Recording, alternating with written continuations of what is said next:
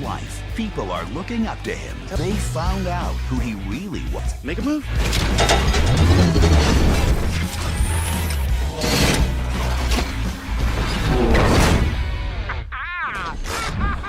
I surrender! Time to vanquish.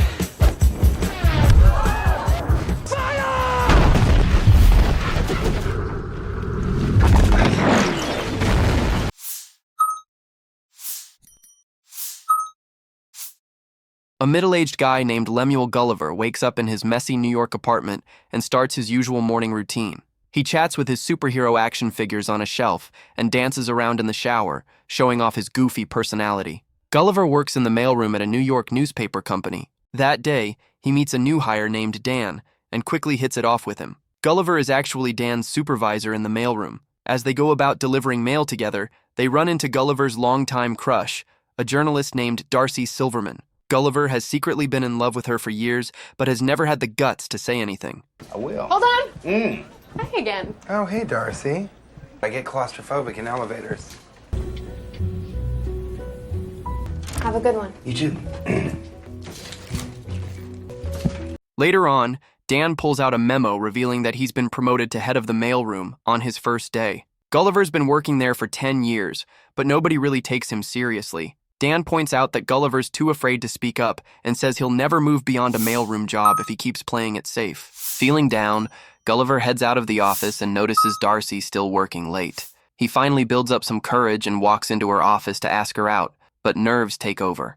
Instead, he awkwardly grabs a random paper from her desk and leaves. Darcy then asks if he's interested in applying for a travel writing assignment. Nervous but eager, Gulliver says yes and is told to turn in a travel blog the next day. That night, Gulliver goes home and copies articles from the internet to create the blog. The next day, he turns it in to Darcy. She's impressed by his writing and gives him another assignment, this time to travel to the Bermuda Triangle and write a piece about the mysterious ship disappearances in the area. Wanting to impress her, Gulliver agrees. Darcy sets him up with a contact and a boat. The very next day, Gulliver flies out to Bermuda, where a local picks him up and takes him to the rented boat. It's mostly automated, so it's an easy trip. Gulliver sets off toward the Bermuda Triangle by himself. At first, he enjoys the ride, reading magazines about building robots and chugging cans of Coke. Eventually, he dozes off. He wakes up to a massive wave heading straight for him. A violent sea storm hits. Gulliver scrambles to throw on a life jacket as the boat rocks wildly. He turns around and sees a gigantic sea tornado forming behind him. The tornado pulls in both Gulliver and his boat, lifting them high before sucking them into its center. Everything fades to black. When Gulliver regains consciousness, he realizes he can't move. Looking down, he's shocked to see tiny people standing on his chest. One of them introduces himself as Commander Edward Edwardian of Lilliput. The camera pulls back, revealing a whole crowd of miniature people surrounding Gulliver. He's tied to the ground with small ropes and wooden pegs. Commander Edward calls him a beast. Confused and scared, Gulliver starts yelling and easily breaks out of the ropes. Thinking it's just a dream, he closes his eyes, hoping to wake up. Edward orders his troops to subdue the beast. The tiny soldiers hook onto his pants and knock him unconscious.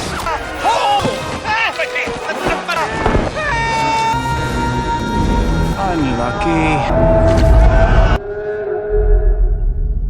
When Gulliver wakes up again, he finds himself strapped to a cart being wheeled through the kingdom of Lilliput.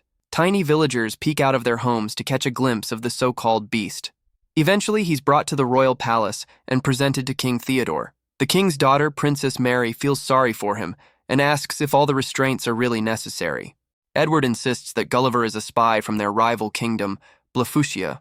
Gulliver finally speaks and asks the king where he is. King Theodore's advisor, Jinx, tells him he's in Lilliput, the greatest nation in the world. Gulliver, convinced this is all some elaborate prank. In the next scene, we find Gulliver locked up inside a cave. I can't eat hay. Eat up!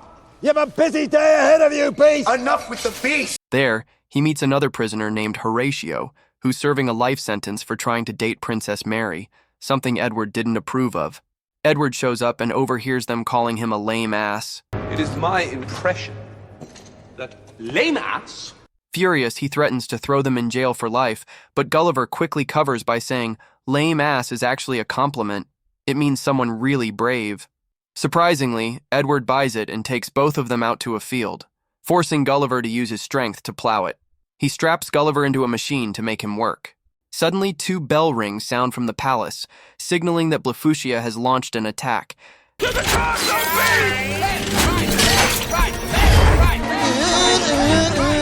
They're trying to kidnap Princess Mary and have started a fire in the palace. Edward rushes off and orders everyone to stand back, saying he alone will rescue the princess. But Horatio urges Gulliver to step in since Edward won't make it in time. Gulliver leaps into action, easily taking down the Blefuscian soldiers and rescuing the princess. Meanwhile, King Theodore and his secretary are trapped in the burning building. Gulliver, thinking fast, puts out the fire by urinating on it. The crowd cheers as he saves the king. In gratitude, King Theodore releases both Gulliver and Horatio from prison and thanks Gulliver for his courage. That night, the king throws a feast to celebrate. Edward, meanwhile, is fuming with jealousy seeing someone else get the praise. At the dinner, the king asks Gulliver where he's from. Gulliver tells him he's from Manhattan. The people assume he must be the president there, since he's clearly so brave.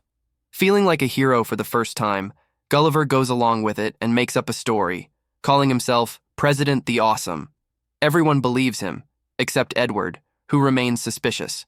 The next day, the people of Lilliput build a huge house for Gulliver, complete with all the luxuries he never had back in New York. Gulliver also gets them to build a theater big enough for the whole kingdom.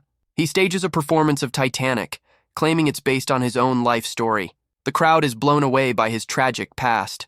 When Edward asks how he survived drowning, Gulliver casually says he was brought back to life. Later, Horatio asks Gulliver for help in winning over Princess Mary.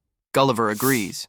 They go to the palace, and as Horatio nervously speaks to her, Gulliver hides and feeds him the lyrics to the song Kiss. Horatio repeats them word for word, and by the end, Princess Mary is charmed. But then Edward shows up to try and woo her himself.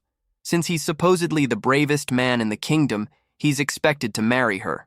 Mary, however, has no feelings for Edward and can't seem to shake him off. Meanwhile, the search party discovers Gulliver's washed-up boat with cans of Coke still inside. Gulliver arrives and finds that his phone still works. He plays his messages and hears 12 angry voicemails from Darcy.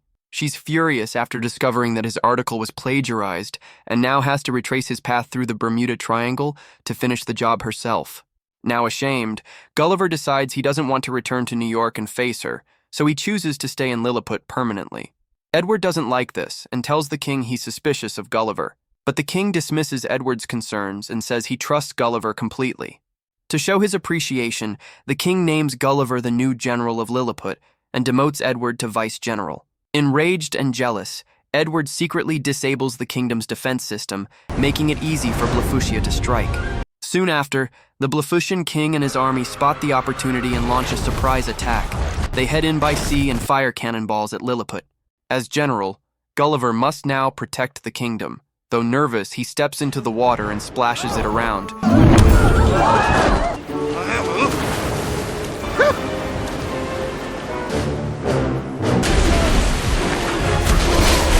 Using his giant size to block and deflect the cannonballs. The enemy's weapons have no effect on him, and he ultimately defeats them, saving the kingdom once again. In appreciation, the people of Lilliput honor all of Gulliver's requests. They even build a replica of Times Square to make him feel at home. They start dressing like him, and he has his own squad of soldiers to give him haircuts and massages. But one night, Edward barges into Princess Mary's room, claiming he has every right to because they're supposed to be engaged. She finally stands up to him and tells him she doesn't love him, and never did. Enraged, Edward leaves for Blefuscia and asks their king for help. His men had earlier found Gulliver's How to Build a Robot book from the boat, and Edward convinces the Blefuscian king to help him build a giant robot to go to war against Gulliver. A few days later, Gulliver is hanging out at the miniature Times Square replica when the palace bells start ringing, an alarm signaling an attack. Gulliver gets ready to take on the tiny Lilliputian soldiers, but is shocked when he sees a giant robot standing before him, piloted by Edward. Edward challenges Gulliver to a duel, and Gulliver, with no other choice, accepts.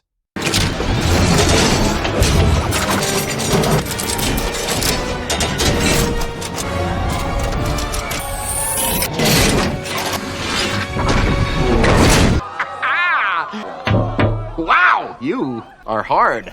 He tries to fight the robot, but it's way too powerful. The robot grabs Gulliver by the waistband and lifts him into the air, forcing him to admit defeat. While being humiliated, Gulliver also comes clean. He confesses that everything he said about being the president of Manhattan was a lie. King Theodore and Princess Mary are stunned by his betrayal. As punishment, Edward banishes Gulliver to a dreaded place known as the Island We Dare Not Go. Once there, Gulliver is discovered by a giant little girl who lives on the island, home to actual giants.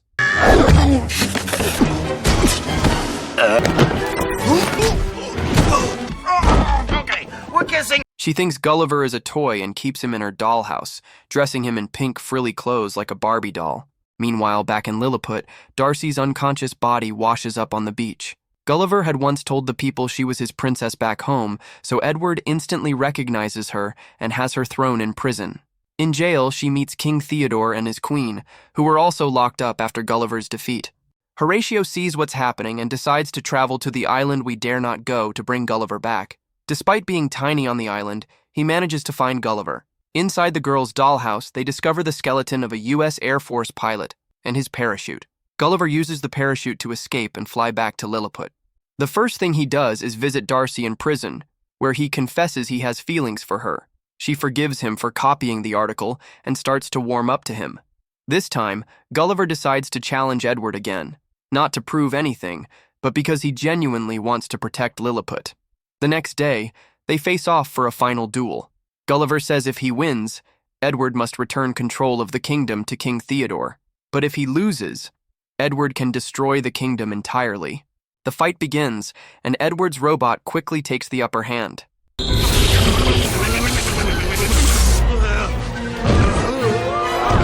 Gulliver is about to lose when Horatio sneaks inside the robot and takes control, disabling it from within. With the robot weakened, Gulliver is able to defeat it easily.